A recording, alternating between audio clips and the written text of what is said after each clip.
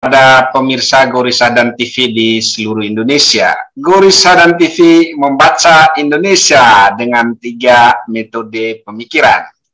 Metode pemikiran kritis, metode pemikiran analitis, dan metode pemikiran reflektif. Pemirsa Gorisadan TV di seluruh Indonesia, pada saat ini kita kehadiran tamu di studio, namanya adalah Francisca Gonde Mahuse ya. Nanti tolong direvisi ya kalau keliru namanya ya. Panggilannya adalah Siska. Nah, Mbak Siska ini adalah salah satu ya pendamping terhadap petani porang ya di Merauke ya, tepatnya di Papua ya. Jadi pada saat ini dengan Mbak Siska kita bicara tentang pendampingan masyarakat dalam budidaya tanaman porang ya. Nah, perlu pemirsa Gorisadan TV ketahui bahwa saat ini tanaman porang tidak hanya sedang tren ya di Jawa ya, tetapi juga di luar Jawa ya. Di beberapa tempat di Nusa Tenggara Timur seperti di Manggarai, orang ramai-ramai menanam porang ya. Dan nanti kita dengan Mbak Siska bisa berdiskusi panjang lebar ya terkait dengan peluang pasar ya, dan juga produk apa sih yang bisa dihasilkan melalui porang ini, dan mungkin juga ya terkait dengan kontribusi ekonominya kepada masyarakat ya, terutama kepada petani ya. Waktu dan kesempatan kita berikan kepada Mbak Siska ya. Ada sekitar 30 menit ya. Silakan. Baik, terima kasih Gorisadan TV memberikan waktu untuk saya boleh berkesempatan, boleh jumpa lewat channel Gorisadan TV. Dan terima kasih juga saya ucapkan kepada seluruh teman-teman, baik alumni dan sejawat dari Pemkri, secara khusus Pemkri Jogja. Salam bolam kuning, dan tentunya kita tetap menjaga 3 benang merah, dan secara khusus poin tentang fraternitas. Karena itu penting dan itu menjadi tugas utama kita sebagai seorang Kristen secara khusus. Tetapi hari ini sebagai seorang aktivis yang hari ini bergerak di bidang pendampingan dan pemberdayaan, saya akan mencoba untuk melakukan atau memaparkan beberapa hal. Mbak Siska memperkenalkan diri dulu. Iya Bang, akan ke sana. Maka untuk itu izinkan saya memperkenalkan diri. Nama saya Francisca Gondro Mahuse, akrab itu biasanya disapa Siska. Biasanya dipanggil dengan Siska Mahuse. Atau tidak, kadang itu dipanggil dengan FGM, menggunakan inisial. Asal saya dari Merauke, mama saya asli Merauke, papa saya China, dan saya sebagai salah satu alumni dari Kota Studi Yogyakarta. Saya pulang ke Papua, secara khusus ke Merauke, itu di tahun 2011. Sampai dengan hari ini, dan sementara ini juga masih berjuang untuk menyelesaikan S2, manajemen publiknya, tetapi karena satu dan lain hal masih tetap terbengkalai, bukan karena tidak mau menyeriusi gitu, tetapi ya kita sebagai anak-anak Indonesia Timur itu biasanya berjuangnya keras sekali gitu. Yeah.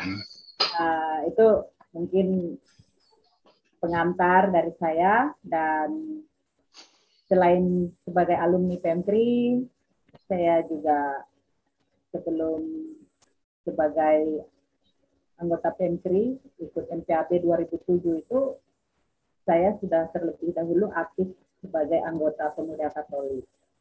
cabang Pemuda Merauke. Katolik juga. Berarti nanti datang kongres nih. Moga-moga. Semoga ya. Jadi aktifnya itu di waktu zamannya Bang Natalis itu orang menjadi ketum. Oh gitu. Gitu. Terima kasih kepada Goritsa dan TV yang telah memberikan kesempatan. Oke, sekarang kita masuk ke topik ya. Ada apa sih dengan porang ini? Kenapa porang itu menjadi tren ya belakangan ini gitu. Banyak orang yang beralih, bahkan di Manggarai itu ada yang menebang kopi ya, menggantikannya dengan porang gitu. Nah, gimana itu? Ya, menurut saya porang ini dia sekarang menjadi satu perburuan. Kita juga boleh mengatakan dia sebagai salah satu mutiara yang ada di dalam tanah. Ya.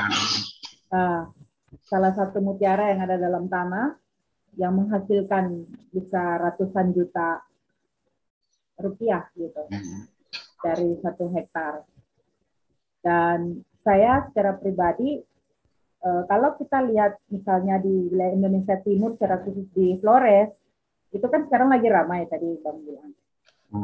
Sayang sekali kalau misalnya kopi ditebangi terus ditanami porang. Saran saya, jangan ditebang. Jadi bisa tuh jadi tanaman tumpang tindih. Jadi kopinya jangan ditebang, kopi itu biarkan dia menjadi sebuah rimbunan pohon untuk melindungi si porang tadi gitu. Karena porang ini bisa kita menanam di bawah pepohonan tanpa harus merusak lingkungan, atau dia sangat ramah lingkungan. Jadi kita tidak perlu menebang hutan, membongkar hutan, tetapi kita bisa menanam juga di situ. Jadi ketika kita bicara tentang aktivis lingkungan dan lain-lain, ya orang sangat ramah lingkungan dan dia tidak minta untuk hutan harus digundul baru ditanami porang. Gitu. Itu salah satu poin plusnya. Makanya kenapa hari ini ketika saya menyadari bahwa porang itu penting dan nilai ekonomisnya sangat fantastis dan sangat luar biasa karena dia memiliki nilai ekspor gitu. Kita bisa ekspor ke China, bisa ekspor ke Jepang dan wilayah-wilayah lain di dunia. Tentunya dengan kita menjaga sebuah kualitas dari porang itu. Mungkin hari ini kita tidak bisa melakukan produksi karena kita belum memiliki pabriknya. Tetapi kita bisa melakukan ekspornya dalam bentuk bongkahan, yaitu yang masih dalam bentuk umbi, dan juga dalam bentuk sheet gitu. Nah ini sesuatu peluang yang sangat luar biasa, dan sebenarnya kita di Indonesia, jujur saja dari tahun 70-an itu sebenarnya sudah ada. Dan mungkin informasinya itu kan baru kita ketahui di atas tahun 2020 gitu. Ini dia baru mulai, kita Indonesia Timur ini kita baru mulai mengetahui tentang manfaat ekonomis dari si porang ini, si mutiara ini, porang. Mutiara yang sekarang banyak kita kejar gitu. Karena jujur saja kalau kita mau sebut saja bahwa porang ini sudah diketahui oleh masyarakat Nusantara, secara khusus masyarakat yang ada di Pulau Jawa. Sedangkan kita, masyarakat yang ada di Indonesia Timur, itu masih belum tahu tentang manfaat porang. Sedangkan porang ini kan ada 4 jenis. Salah satu jenis dari 4 ini yang dia bermanfaat, yang bisa memiliki nilai ekonomi, yang warnanya oranye. Dan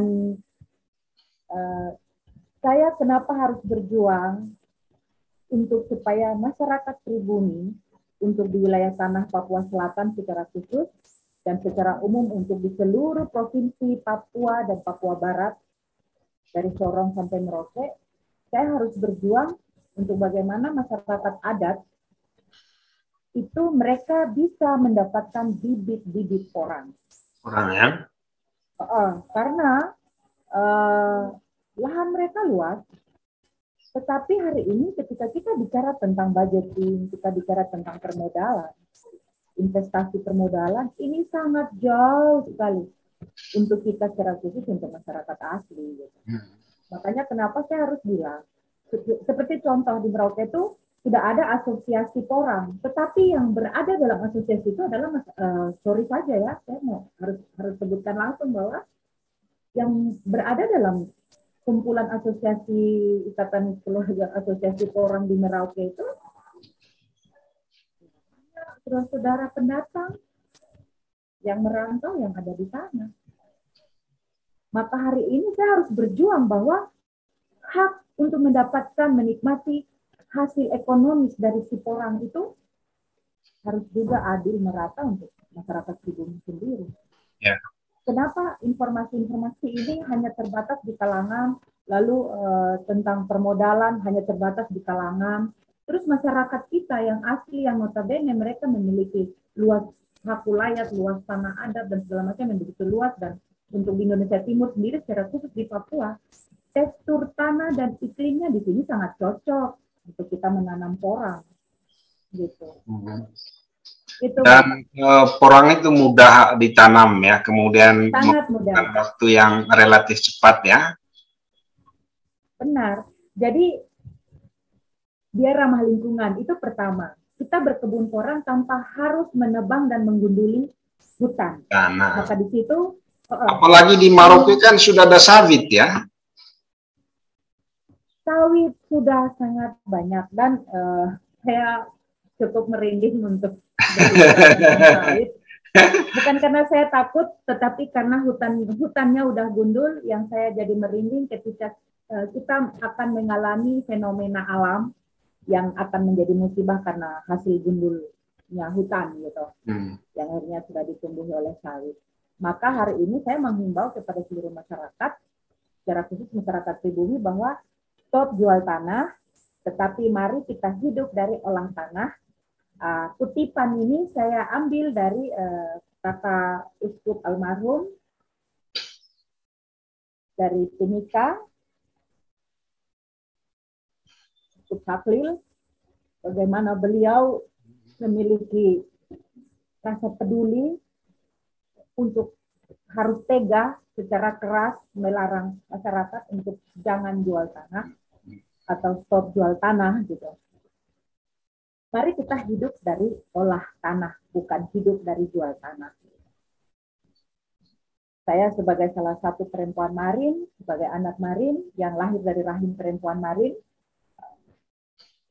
saya sangat memiliki sejauh yang dilihat oleh Mbak Siska, peluang dan kesempatan bagi masyarakat untuk menanam porang ya, terutama masyarakat lokal ya, orang asli Papua itu seberapa besar sih?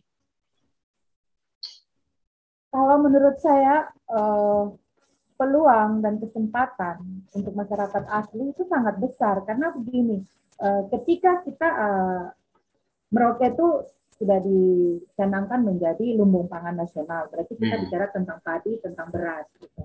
Tetapi faktanya kita harus berani untuk bicara bahwa masyarakat lokal kita itu mereka berangkat dari tradisi mereka secara tradisional. Apa yang mereka punya ya.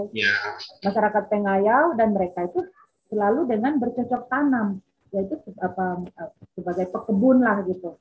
Dan porang ini sangat cocok untuk mereka. Jadi kita tidak bisa memaksakan masyarakat pribumi kita untuk bagaimana untuk harus menanam padi, tetapi kita harus melihat potensi dan peluang dari sisi mereka sendiri supaya mereka bisa tekuni itu dengan baik. Jadi ketika kita bicara tentang porang ini kan sangat mudah untuk menanam, sangat mudah perawatan, dan kita tidak butuh waktu yang cukup lama untuk memanen. Oke, secara normal itu bisa sampai 3 tahun baru kita akan memanen di usia tanam pertama.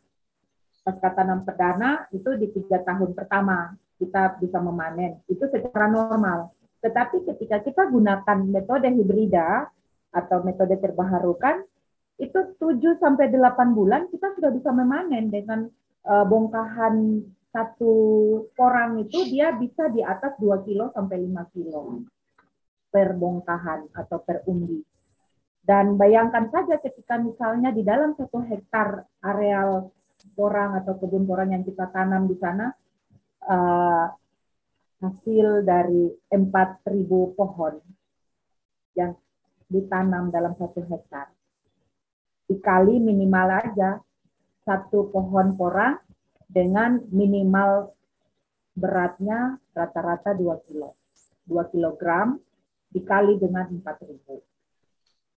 Bayangkan aja, kita udah bisa dapat nilai ekonominya sekitar 800-an juta. Dipotong dengan modal, ya 300-an juta itu modal keuntungan bersih yang bisa kita dapat. Dan kenapa saya harus berani untuk mendorong masyarakat pribumi kita, masyarakat asli, untuk di Indonesia Timur, pemerintah pusat wajib harus bisa membantu. Dan untuk secara khusus di Papua, saya sebagai pendiri Lembaga Aliansi Pemberdayaan Masyarakat Papua, saya sangat mengharapkan ada donasi investasi yang bisa diinvestkan melalui lembaga yang saya pimpin, yang saya ketuai, untuk bagaimana kita memberikan pendampingan, pemberdayaan secara kumulatif kepada masyarakat pribumi yang ada di sini. Saya tidak banyak bicara hal yang lain, tetapi memang kalau di Lembaga Aliansi Pemberdayaan Masyarakat Papua itu, di sana ada 3 bidang utama. Yang pertama ya terkait pendampingan dan pemberdayaan itu sendiri. Bidang kedua itu fokus untuk bagaimana mendorong prestasi olahraga untuk orang muda. Dan yang bidang ketiga itu ada advokasi hukum dan HAM. Maka untuk kita mendorong pendapatan atau peningkatan ekonomi keluarga, maka kita harus bicara tentang budidaya tanaman porang untuk masyarakat pribumi, masyarakat lokal. Dan itu wajib. Mbak Siska, pemirsa Gurisadan TV itu ingin tahu pendampingan terhadap tanaman porang itu mulai dari mana sampai kemana pendampingannya? Mulai dari pembibitannya kah sampai di konektivitas ya, atau keterhubungannya dengan pasar. Silakan. Ya, kalau baik, terima kasih Gurisadan TV dan pemirsa yang ada di rumah. Terkait dengan koneksi, mulai proses awal dari 0% sampai dengan 100% kita bicara tentang potensi pendampingan dan keperdayaan. Ketika kita bicara tentang budidaya tanaman porang, untuk di Aliansi Pemberdayaan Masyarakat Papua sendiri atau Mas Rasel itu, kita lebih fokus untuk menyajikan metode pendampingan dan pemberdayaan. Itu dengan pola berkelanjutan.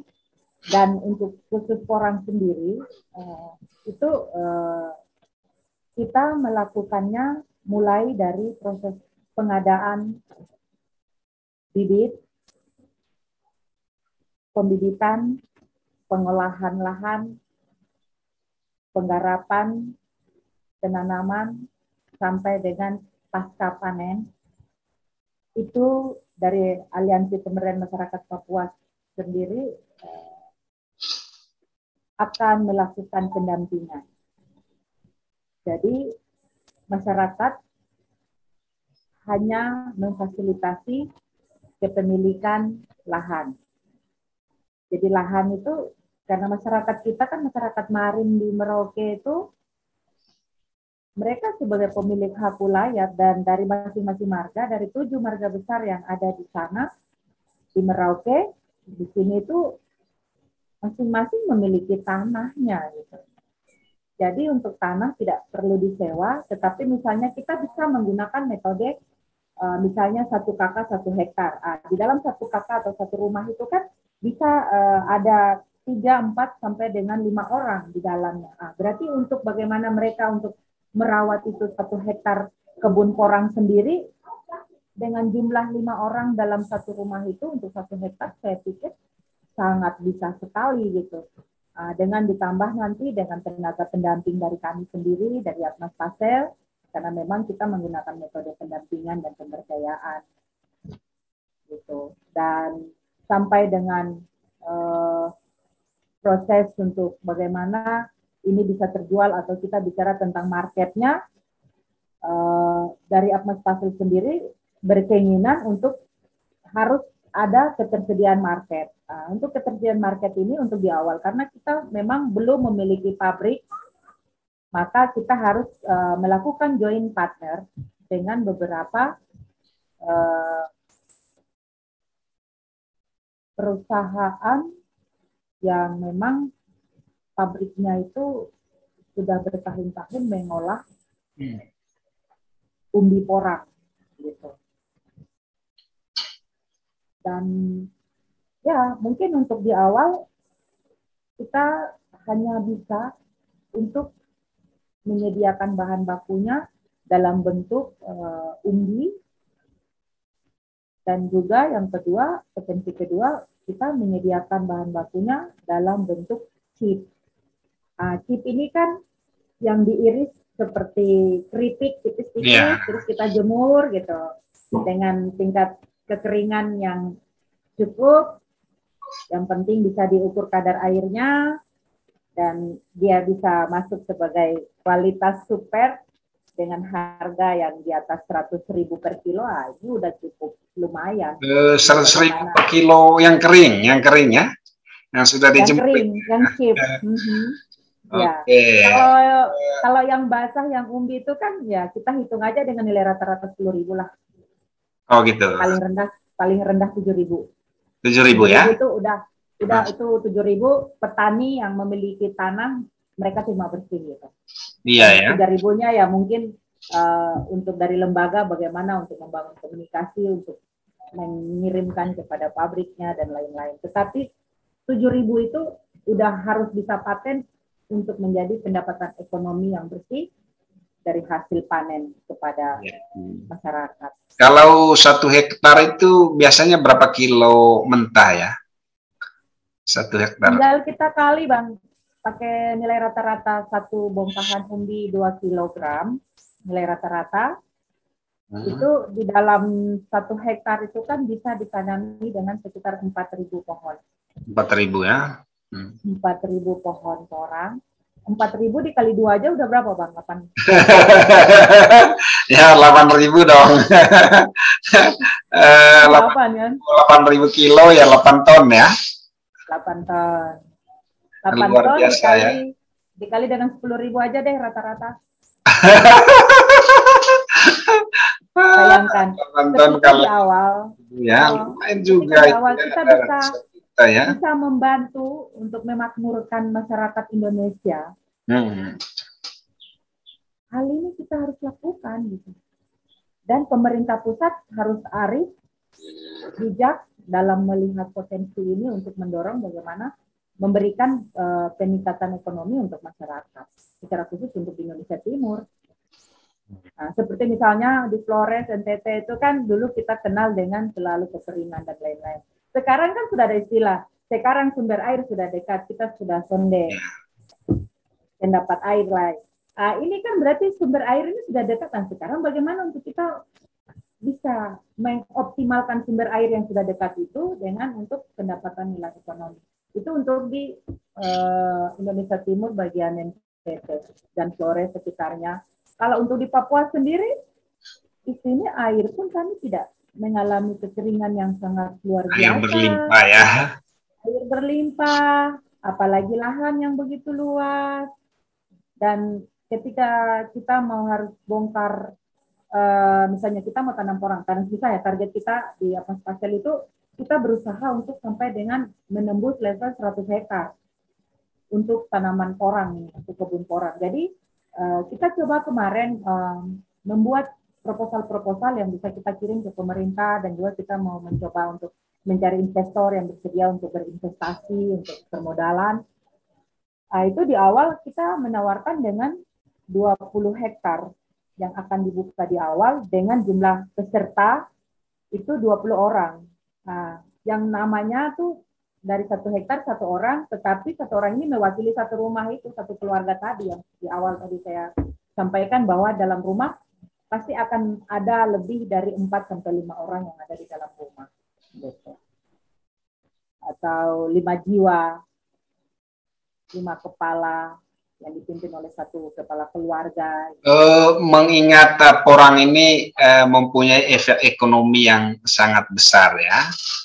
Sejauh ini antusiasme dari masyarakat lokal, masyarakat asli untuk menanam porang itu tinggi nggak? Kalau antusias warga itu sangat tinggi. Antusias warga untuk menanam porang atau untuk berkebun porang itu tinggi, Bang. Tetapi hari ini kita kembali faktanya bahwa kita harus bicara tentang investasi permodalan. Iya ya.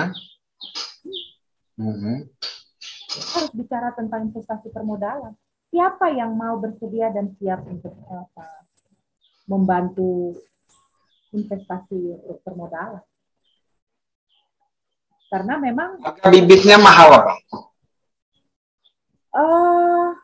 Bibitnya dia sebenarnya nggak begitu mahal. Kalau misalnya kita coba browsing di online itu, di sana kan ada misalnya yang bibit katak porang, itu per kilo dihargai berapa. Tetapi yang nilai yang super itu kan dia bisa dihargai per kilo itu dengan 300.000, 300 sampai 500.000 deh.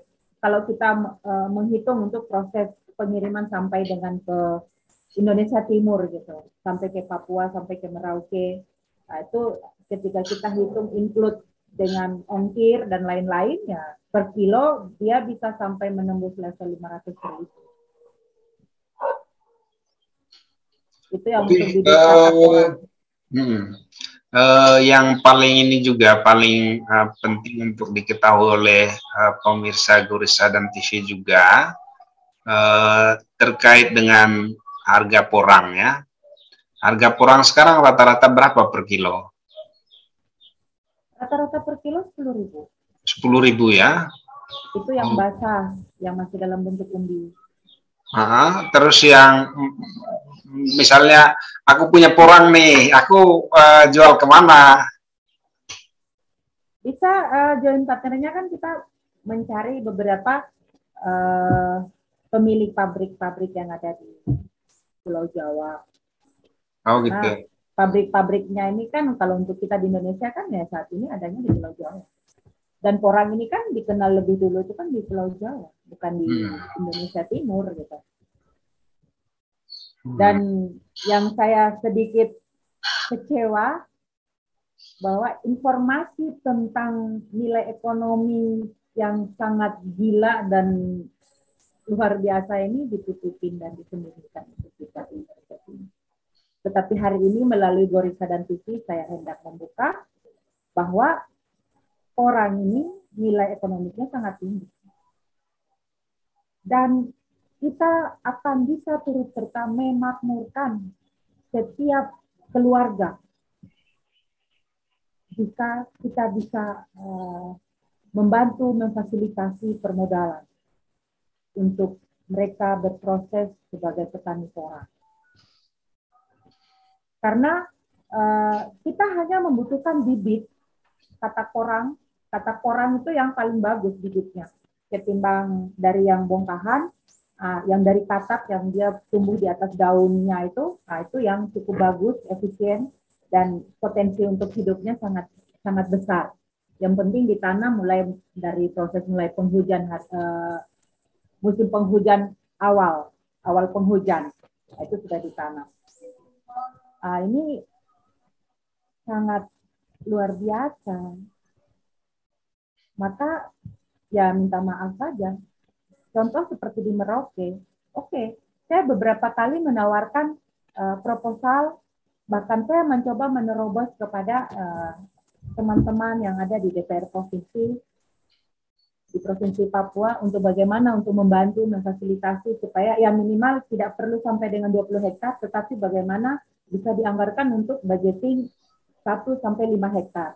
Yeah. 1-5 hektar ini untuk di awal kita bisa untuk bicaranya tentang kalau di kampung itu kan sebutan apa namanya gotong royong untuk bagaimana kita melakukan pembibitan. Nah, ketika kita menanam, ya otomatis kan untuk yang berikut kita sudah tidak perlu lagi mendatangkan bibit dari luar karena kita sendiri sudah bisa menghasilkan bibit porang sendiri, yaitu dengan bagaimana mendapatkan bibit dari yang katak yang dia berbuah di atas daun. Dan kita sudah tidak perlu lagi. Mbak Siska, sejauh ini sudah ada pendekatan dengan pemerintah belum? Misalnya bagaimana supaya pemerintah itu bisa memfasilitas ya dari aspek pembibitan atau dari apa dukungan modal ya, modal untuk pembibitan. Sudah ada pendekatan dengan pemerintah daerah? Ya, untuk pemerintah daerah sendiri secara khusus untuk Kabupaten Merauke, kita coba bangun komunikasi masih by Japri untuk komunikasinya, tetapi kita menunggu untuk bagaimana direspon untuk bisa dikomunikasikan secara profesional. Ketika memang kita diharuskan untuk melakukan sebuah presentase secara profesional, ya kami siap melakukan itu. Tetapi sampai dengan hari ini belum ada. Lalu yang berikut, kita mencoba untuk meminta kepada pemerintah pusat. Dalam hal ini mencoba untuk mengirimkan, walaupun hanya dengan PDF, ya mungkin menurut mereka yang lain itu mungkin kurang etis, tetapi menurut kami itu adalah efisiensi daripada adanya dunia Android gitu, dunia digital. Kita coba mengirimkan PDF-nya, proposal itu kepada Menteri Investasi, yaitu Pak Bahlil, itu langsung kepada WA pribadi dari beliau, lalu juga kepada siapa? Billy Mambrasar sebagai apanya presiden? Lupa. Ini kalau ini yang paling penting ya bagi pemirsa ya. Kalau kita belajar tentang ekonomi kan ada yang namanya hukum supply and demand ya.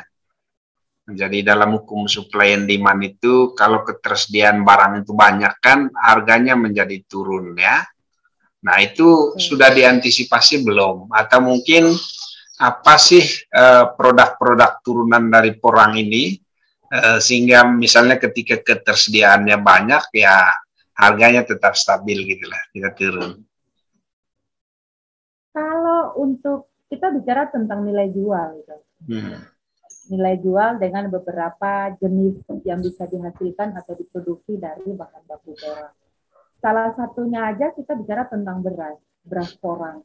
Jepang hari ini makan nasi itu, nasinya ya bahan bakunya dari porang. Dari porang ya? Ya, dari porang. Itu beras dicampur porang atau bagaimana? Karena mungkin untuk makan ininya tuh. Beras porang. Beras porang? Ya, beras porang. Jadi dibikin tepung, bisa banyak manfaat. Bahkan sampai dengan untuk membuat lem, membuat bahan baku, bahan dasar untuk kosmetik ya. Bahan baku dari umbi porang.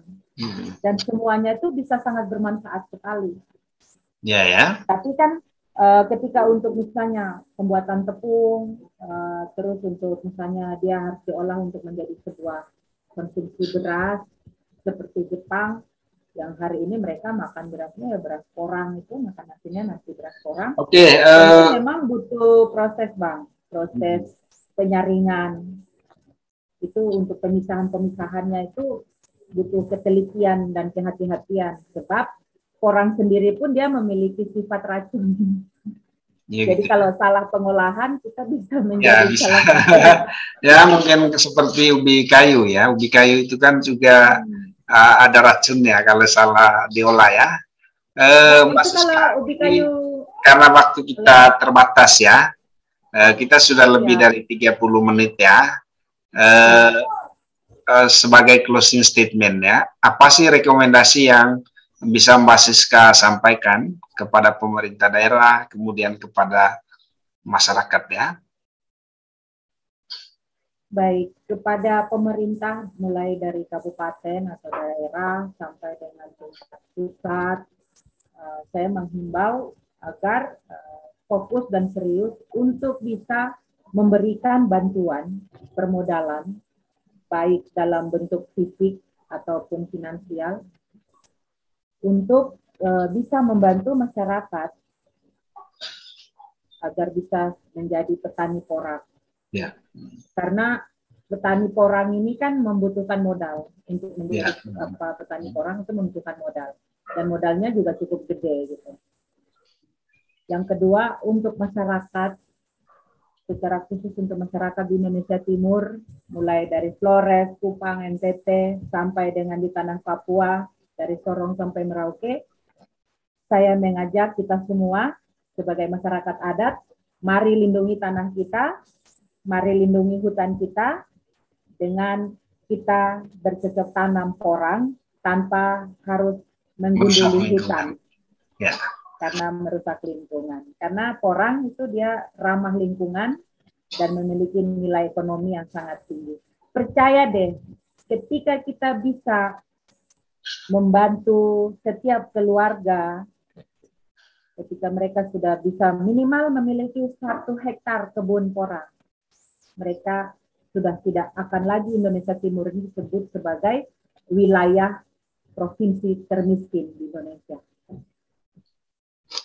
Saya percaya itu. Oke, terima kasih banyak Mbak Siska ya, luar biasa ya. Semoga pemirsa Gorisaden TV bisa mendengarkan atau menonton apa yang disampaikan oleh Mbak Siska ya. Dari studio Gorisaden TV, saya mengucapkan terima kasih banyak kepada Mbak Siska ya. Tetap semangat ya, dan ada 2 hal yang sebenarnya kita lakukan ya. Yang pertama mengedukasi masyarakat, kemudian yang kedua itu adalah mencerdaskan Indonesia. Menanam porang itu saya rasa bagian dari mencerdaskan Indonesia ya. Terima kasih, salam ke Papua, tetap semangat dan selalu sehat ya. Amin.